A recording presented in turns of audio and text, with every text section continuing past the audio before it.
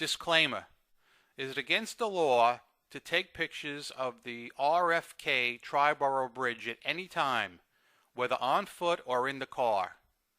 Our group received special permission from the Triboro Bridge and Tunnel Authority for this one-time photo shoot on September 17, 2011. At all times, a Triboro Bridge and Tunnel Authority police officer was with us to make sure everything was on the up and up. Remember, do not attempt to take any pictures of the RFK Triboro Bridge on your own unless you receive special permission from the TBTA Authority. I would like to thank the Triboro Bridge and Tunnel Authority for being with us for the whole entire trip and allowing their police officer to take part in our tour and allowing us to photograph the bridge. That being said, on with the show. Tell me when I'm good. Action. Okay, hey guys, Joe from the Crazy New York Driver Show. It's September 17, 2011. We are on 125th Street, and we're going to be exploring the Triboro Bridge. We're going to go all the way over to Astoria. I would like to right now thank my cameraman, the very famous Tim Stolberg. That's him. And you'll be seeing more of him later in the video, I would hope. So come on, let's get started. Maybe we'll see some sun. It's a great feeling. Oh yeah. It's nice when they put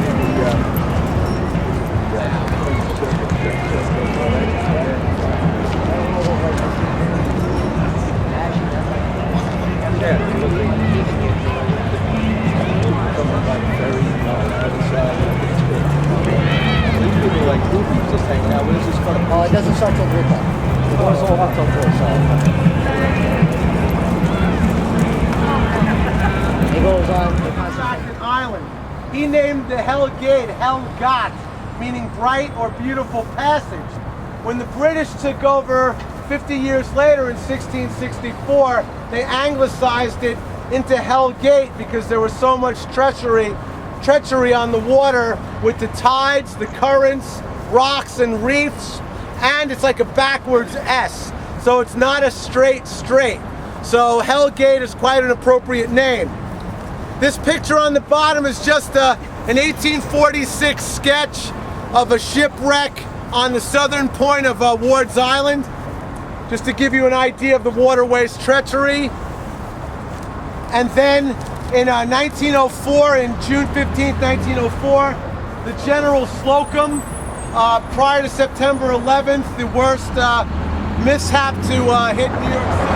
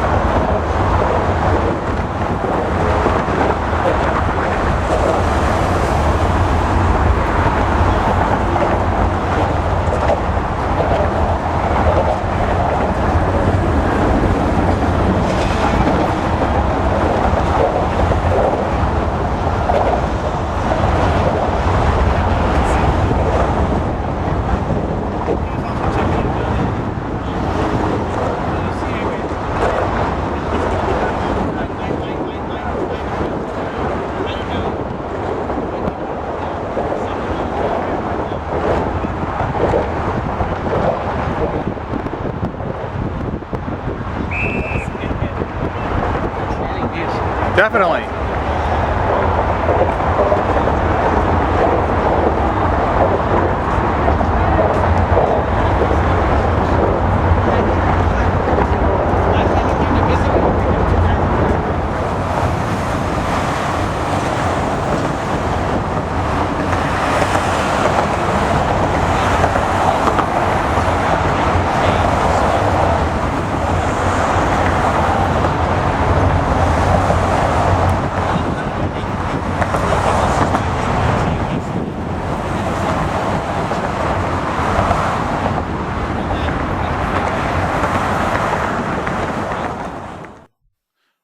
Okay guys, here are the pictures I spoke of earlier.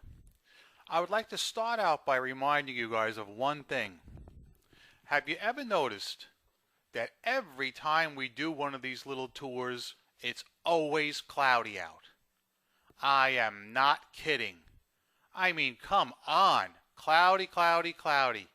All week long, they were saying Saturday was going to be a bright, sunny day from end to end. They said it Tuesday, Wednesday, Thursday. Late Friday, they said, well, we see some clouds coming in. Well, let me tell you something. Once we get on the bridge, you'll see just how cloudy it really was. I mean, there was no sun whatsoever. And let me tell you, it was cold out. There was a cold wind up on the RFK Triboro Bridge. But, all right, let's start talking about the bridge itself.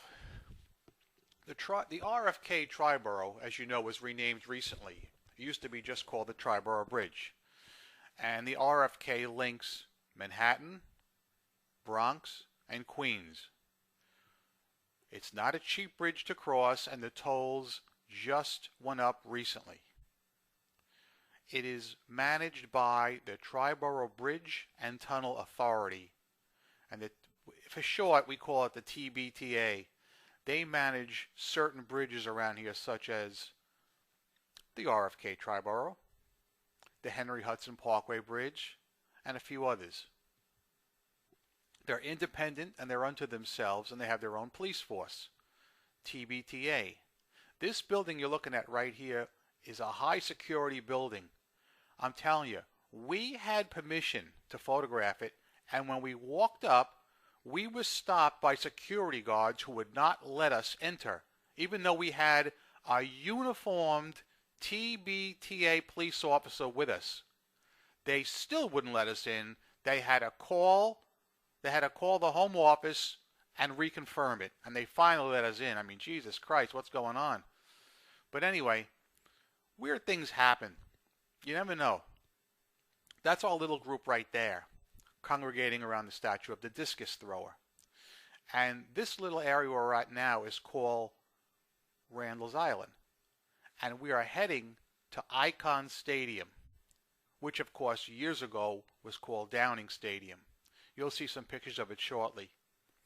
But in a weird coincidence, a weird unplanned coincidence, they were having a Dave Matthews Band concert at the exact time we ambled through. So we basically ran into a lot of tailgaters and Dave Matthews Band fans. A lot of them were from out of state. I saw Pennsylvania plates, Connecticut plates, Massachusetts plates. I mean, they came from all over. Apparently a lot of people had the day off, or maybe even the weekend off, or maybe even every day off. Every now and then I come across one of these neat signs like that one, and I love to photograph them. You can see how it's been painted over a few times. But anyway, the Triboro Bridge is going over immense reconstruction, just like everything else around New York. And we came across a place where they were doing the undercarriage of the bridge, reinforcing the concrete, and you can see water dripping from the center of the picture at the bottom. It was really dripping continuously, in fact, I guess to keep the concrete dry. And as you can see here, we're getting closer and closer to Icon Stadium and the Dave Matthews Band people. You'll soon see such people in the pictures. That is Icon Stadium, as you can see, newly rebuilt. And that is, of course, yours truly, Crazy New York Driver, in his natural state. Look at that graffiti tag there, Sane. Back in the 80s, Sane was the most prolific graffiti artist there was. He used to tag his work Sane Smith. Sane Smith. I'm sure anyone from New York has to recognize the name Sane Smith. If you don't, just Google it. That's another guy there. But Sane Smith was all over. He got into the most obscure, hard to get places you'd ever want to see, and the damage he caused was in the hundreds of thousands of dollars. One of his most memorable works was scaling the Brooklyn Bridge Tower and marking up that. They finally caught him. I mean, he had so much publicity that they finally caught him after many years. And the tag that I showed you a few minutes ago was the first one of his I've seen in a really long time. One of my friends was trying to tell me that it's an old tag that was never removed, but I disagree. That tag looks brand new, and they'll remove that hopefully in the near future. The pictures you're looking at now were taken from the Triboro Bridge proper. It's a very, very photogenic place and a great place to shoot from. But again, like I mentioned earlier, it's against the law. There are signs as you enter the Triboro Bridge, by car or on foot, picture of a camera with a slash through it. No photography. All this stuff started after 9/11. And all the bridges around here are like that. The George Washington Bridge is worse. You want to talk about some nasty cops? Those Port Authority cops on the George Washington Bridge, they'll stop you if you're walking across the bridge with a camera in your pocket. And yes, it has happened to me. But these, TBTA cops were better. They were very understanding and they let us photograph it. But they made it clear we're not to go up again. We're not to go up unsupervised. We're not to straggle behind the group. We're to remain sight of the uniformed police officer that was with us at all times. And we were happy to obey those rules because, like I said, this was a rare chance to get up there. Again, the clouds did prevail, but there's nothing you can do about that. This video was shot on a Saturday, so traffic might be a little lighter than normal. But all in all, I would consider the trip a success. I look forward to another one in the near future, another very photogenic place. I would like to hear comments from you guys.